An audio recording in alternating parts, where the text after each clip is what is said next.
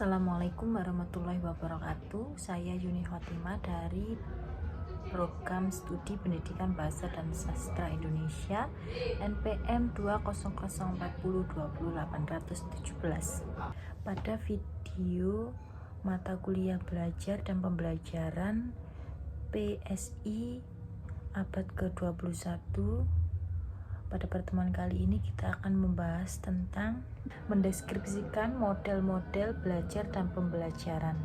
Saya akan membahas materi kali ini pada video yang akan saya sampaikan. Model-model belajar dan pembelajaran merujuk pada pendekatan atau kerangka kerja yang digunakan untuk mendesain dan melaksanakan proses pendidikan. Berikut ini adalah beberapa model yang umum digunakan pada konteks pembelajaran dan juga pendidikan. Pertama yang akan kita bahas adalah model belajar. Seperti video yang telah lalu, kita telah membahas tentang model-model dalam belajar. Model belajar adalah model yang berfokus pada bagaimana individu memperoleh pengetahuan, tampilan, sikap, dan juga perilaku baru. Berikut adalah beberapa model belajar yang umum kita gunakan. Pada video sebelumnya yang telah dijelaskan, model belajar ada 4, yaitu ada model behavioristik, yang kedua ada kognitif, yang ketiga ada model konstruktivistik, dan yang terakhir ada model humanistik. Berdasarkan penjelasannya, model behavioristik yakni model yang menekankan pada perangsangan dan respon suatu peserta didik dalam memperoleh pembelajaran. Kedua ada model kognitif, yakni model kognitif adalah model yang menekankan pada kondisi penekanan mental seperti pemikiran peserta didik, memori, dan pemecahan masalah. Pada model belajar ini, pembelajaran melihat sebagai proses internal dan mana individu mengelola informasi dan mengembangkan instruksi kognitif baru. Dan yang ketiga ada model konstruktivistik, yaitu model yang menyatakan bahwa individu membangun pengetahuan mereka sendiri berdasarkan pengalaman dan interaksi dengan lingkungan mereka. Pembelajaran ini melalui eksplorasi, kolaborasi, dan juga refleksi. Model yang terakhir yang dipakai oleh belajar adalah model humanistik, yakni model yang berfokus pada pengembangan individu secara menyeluruh, termasuk juga aspek emosional dan sosial peserta didik. Pembelajaran didorong oleh kebutuhan dan motivasi individu oleh peserta didik dengan fokus pada penghargaan diri dan realisasi potensi pribadi. Nah, itu tadi ulasan tentang terkait model belajar yang bagaimana di dalamnya terdapat 4 model yang sering digunakan oleh dalam dunia pendidikan. Yang selanjutnya kita akan membahas terkait tentang model pembelajaran. Ada beberapa model pembelajaran yang akan kita ulas bersama-sama. Model pembelajaran adalah kerangka kerja yang digunakan oleh pendidik untuk merencanakan dan juga mengimplementasikan kegiatan belajaran. Berikut adalah beberapa model pembelajaran yang umum digunakan, yakni yang pertama ada model pembelajaran langsung atau juga disebut dengan direct introduction.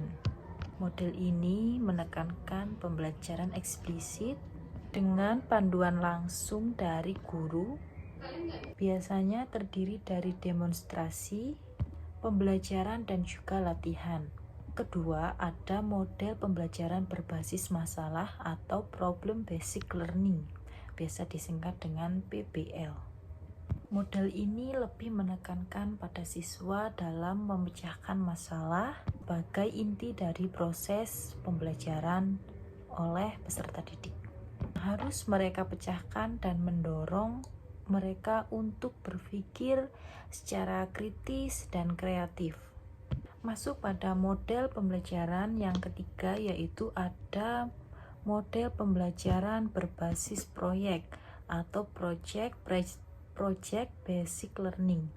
Dalam model project basic learning ini atau pembelajaran berbasis proyek ini, peserta didik bekerja dalam proyek yang terstruktur menghasilkan suatu produk atau menghasilkan suatu solusi yang nyata dalam masalah yang diberikan.